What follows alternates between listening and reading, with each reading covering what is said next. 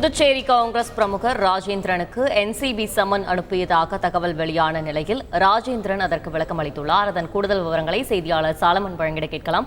சாலமன் வணக்கம். ராஜேந்திரன் அளித்த விளக்கம் என்ன? கூடுதல் விவரங்கள்.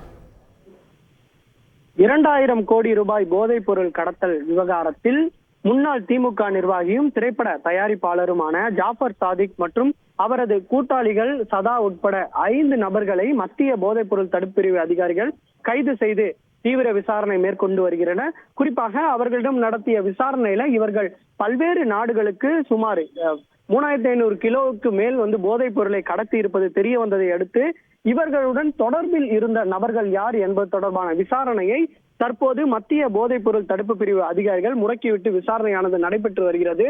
ஏற்கனவே இயக்குனர் அமீர், ஜாஃபர் சாதிக்கு நெருக்கமான இயக்குனர் அமீருக்கு சம்மன் அனுப்பி அவரிடம் 11 மணி நேரங்களாக விசாரணை நடைபெற்றது. மீண்டும் அவரை விசாரணைக்கு ஆஜராகுமாறும் மத்திய போதைப் பொருள் தடுப்பு பிரிவு அதிகாரிகள் அழைத்துள்ள நிலையில தற்போது ஒரு தகவலானது சமூக வலைதளத்துல பரவி வருகிறது. குறிப்பாக ஜாஃபர் சாதிக்கின் நெருக்கமாக இருக்கக்கூடிய புகைப்படம், அதாவது புதுச்சேரி காங்கிரஸ் பிரமுகரான ராஜேந்திரன் அமீர் மற்றும் ஜாஃபர் சாதிக்குடன் இருக்கக்கூடிய ஒரு புகைப்படமானது சமூக வலைதளங்கள் வைரலான நிலையில அவருக்கு சம்மன் அனுப்பி இருப்பதாக, மத்திய போதைப் பொருள் சம்மன் அனுப்பி இருப்பதாக ஒரு தகவல் ஒன்று சமூக வலைதள பரவிய நிலையில அதற்கு புதுச்சேரி காங்கிரஸ் பிரமுகர் ராஜேந்திரன் இந்த சம்மனுக்கு மறுப்பு தெரிவித்து நம்மிடம் விளக்கம் ஒன்றை அளித்துள்ளார். இது போன்ற சம்மன் தனக்கு வரவில்லை எனவும் ஜாஃபர் சாதிக்கோடு தனக்கு நேரடி தொடர்பு எதுவும் இல்லை எனவும் அந்த விளக்கத்தில் குறிப்பிட்டுள்ளார்.